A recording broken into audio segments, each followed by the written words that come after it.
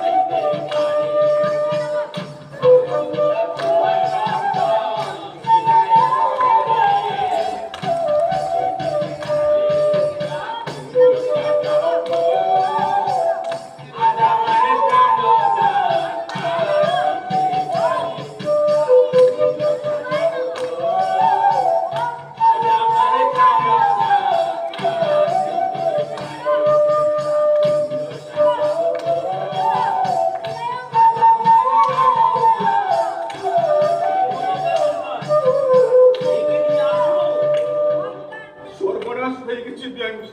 সর্বনাশ? কি সর্বনাশ হয়েছে? মেয়েকে কোথায় খুঁজে পাচ্ছি না। পাচ্ছেন না মানে? তন্ন তন্ন করে খুঁজেছি, কিন্তু কোথায় খুঁজে পাচ্ছি না। আমি আগেই বলেছিলাম বাবা, এইসব জায়গায় বিয়ের ব্যবস্থা করো না। দেখলে তো, এখন থাকো তুমি নিজের মান সম্মান খুইয়ে। আমি চললাম।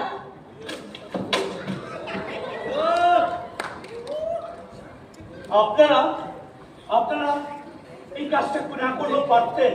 আমরা কি জানতাম? ফুল বসাই সারাদিন বিয়ের জন্য এখানে কষ্ট হচ্ছে।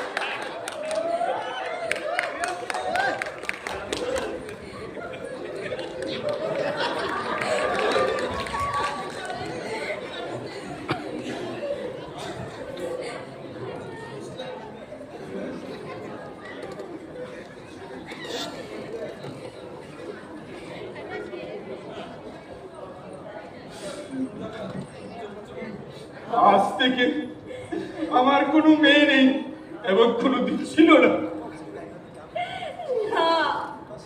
এসব কথা বলো না গো, ও আমাদের একটি মাত্র সন্তান। না না, যে সন্তান মা বাবার সম্মান রক্ষা করতে জানে না, তাকে আমি সম্মান সন্তান বলে কোনোদিন পরিচয় দেব না।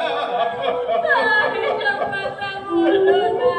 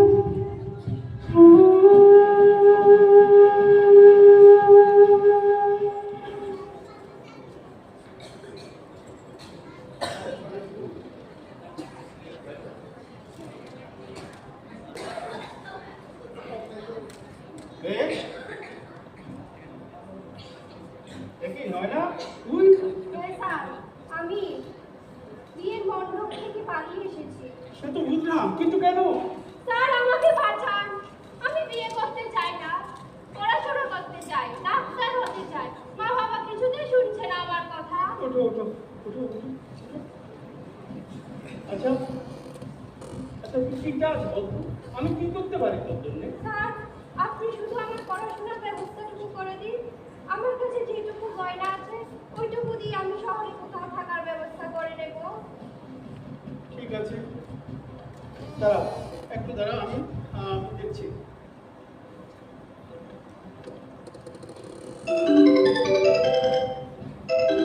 হ্যালো, হ্যালো হৃদয়। হ্যাঁ, আমি স্যার বলছি। হ্যাঁ, আমি সাহায্য চাইবো, আমাকে কিন্তু ফিরিয়ে দিতে পারবি না। হ্যাঁ, না না স্যার, বলুন না কি সাহায্য চাই, বলুন।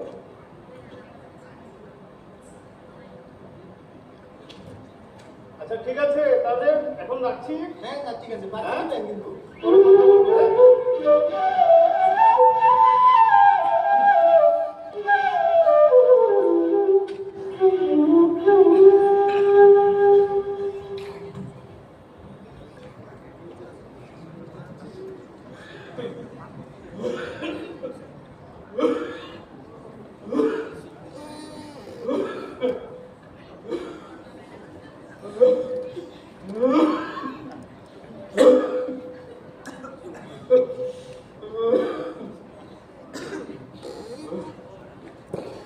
ওই গো, তোর বাড়িতে না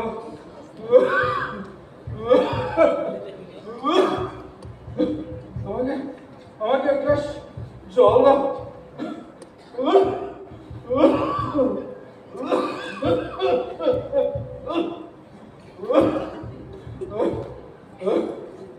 এই নাও জল।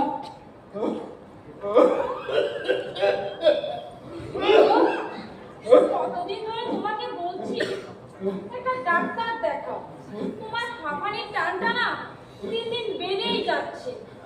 ডাক্তার এই বয়সে এমন হয়? 10 বছর হয়ে গেল, মেয়েটার কোনো খোঁজ নেই। কেমন আছে, কোথায় আছে কিচ্ছু জানি না। আবার আবার সে একই কথা। আমি তোমাকে কতদিন না করেছি, এই মেয়েরা আমার সামনে কোনো উচ্চারণ করবে না। বসো না, একটু উত্তেজিত হচ্ছো কেন? বসো বসো, আমি মহিলাটাকে নিয়ে আসছি। বসো তুমি, বসো।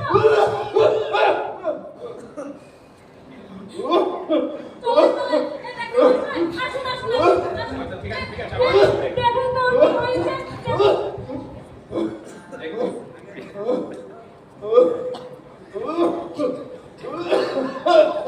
একটু শ্বাস নে।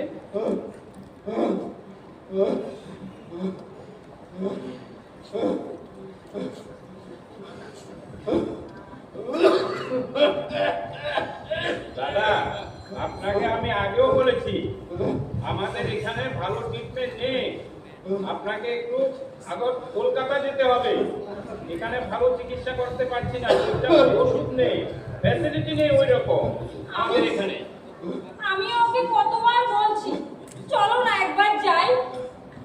দেখুন দাদা, কলকাতাতে একটা কার্ডিওলজিস্ট এসেছে, সবে সবে এসেছে। ও নাকি একজন মহিলা, অল্প কিছুদিনের মধ্যে খুব নাম করেছে। ওর সঙ্গে একবার দেখা করে নিন, ও ভালো করে দিতে পারবে আপনাদের। আপনারা যদি যান তাহলে আমি ওর ঠিকানাটা জোগাড় করে দিতে পারি। কি নাম ডাক্তারের?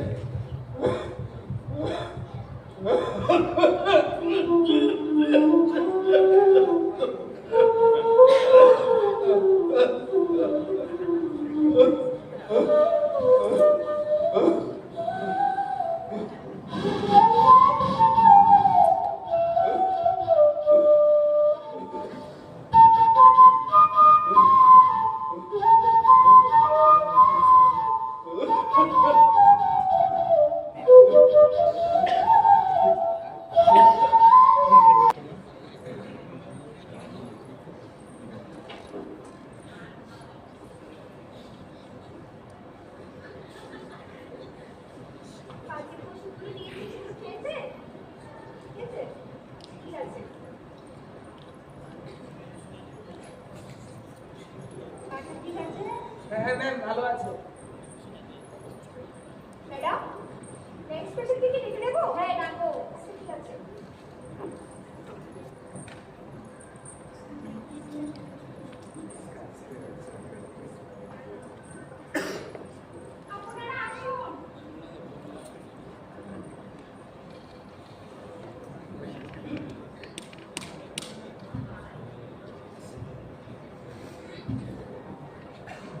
নমস্কার ম্যাডাম, আসবো? হ্যাঁ আসুন বলুন।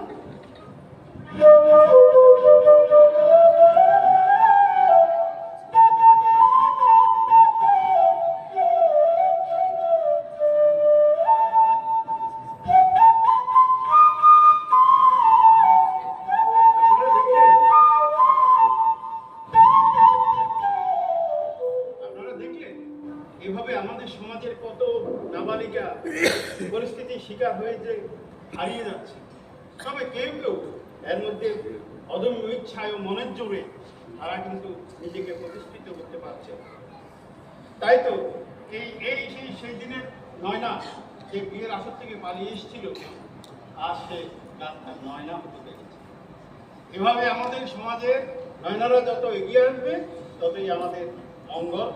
এবং আপনার আপনার আপনার ঘর থেকেও যে এই নয়নারা উঠে আসবে না, কে বলতে পারে? বাবা